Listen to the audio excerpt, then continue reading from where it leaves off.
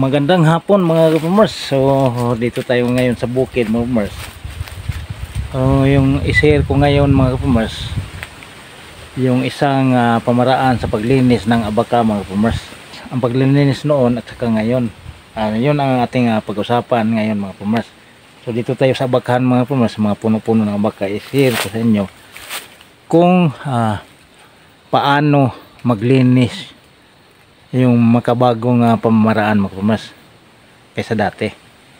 So tuloy tayo mga ka-farmers sa ating subject ngayon sa makabagong paglinis ng abaka mga ka-farmers.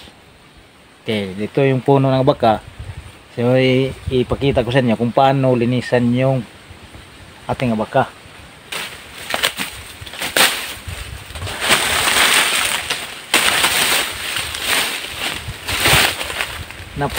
Napapansin ko mga farmers, o napapansin namin na pag tagtuyo mga farmers, yung ating abaka madali na magkasakit mga farmers. So nakita namin, kung napansin namin, na lahat ng abaka na hindi gaano na linisan ay hindi nagkasakit. So yun ang sinusunod namin mga farmers, hindi mamatay yung abaka mga farmers. Kasi ang abaka kailangan niya yung may tubig lagi mga farmers, na hindi siya gaano matuyuan ng tubig. So siguro diyan nagkasakit ang abaka. Okay, so anong related doon sa ating subject ngayon mga farmers, yung paglinis. So i-explain ko mga farmers, puno lang ang linisan para yung mga saha niya, yung mga maliliit na mga ganito, na ito nga medyo may sakit ng ito, yun na lumabas siya yung dito banda mga na hindi ito walang abaka. So hindi na natin nilinisan yan, hindi katulad noon na ito talaga linisan noon. So ngayon hindi na mga kasi pag linisan mo niya ng husto, madali matuyuan mga farmers, di ba? So yan ang isang experience namin na nakakuha mga farmers dito sa makabagong paglinis ng abaka, no?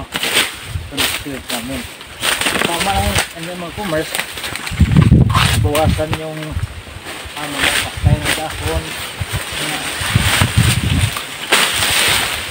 tambak lang dyan mga farmers, at hindi rin sumawagin mga farmers kasi nasisira din. Okay, so ayan.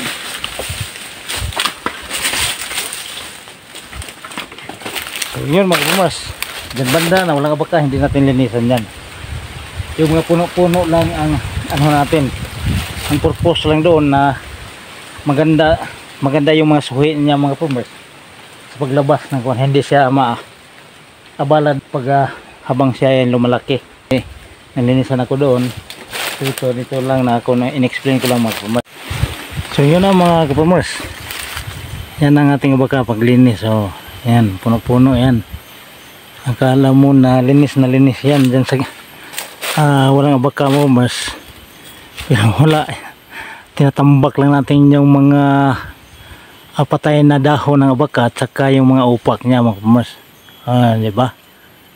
So ganyan lang mga farmers linis. Doon banda hindi pa tayo na malaki pa ito mga farmers kasi linis tayo kasi harvest na lang ang ating subject na ngayon, kung paano linisan.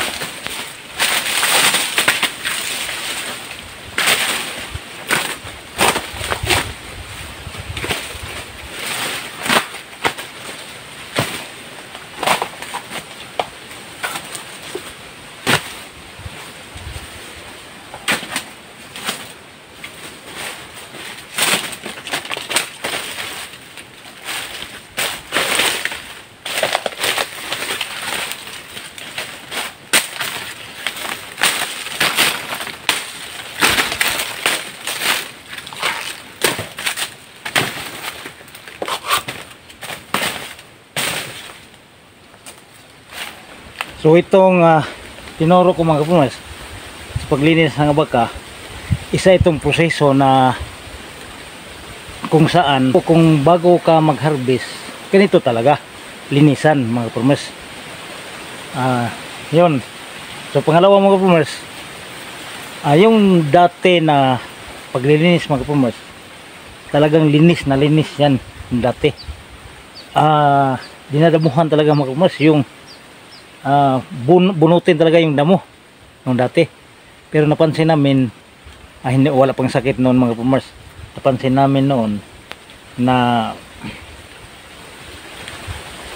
nagkalaman yung puno ng mga baka mga kapumers nung linis na linis.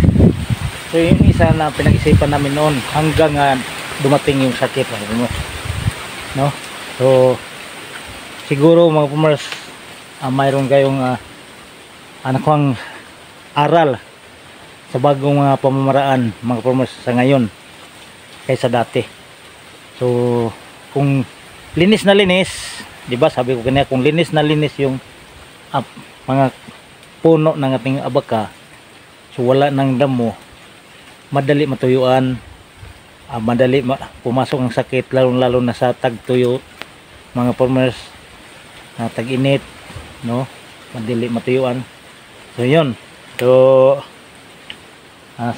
sana mayroon kayong napulot mga farmers. Hanggang dito na lang yung ating video. Importante ito, isa itong importante din sa pag-aalaga ng abaka.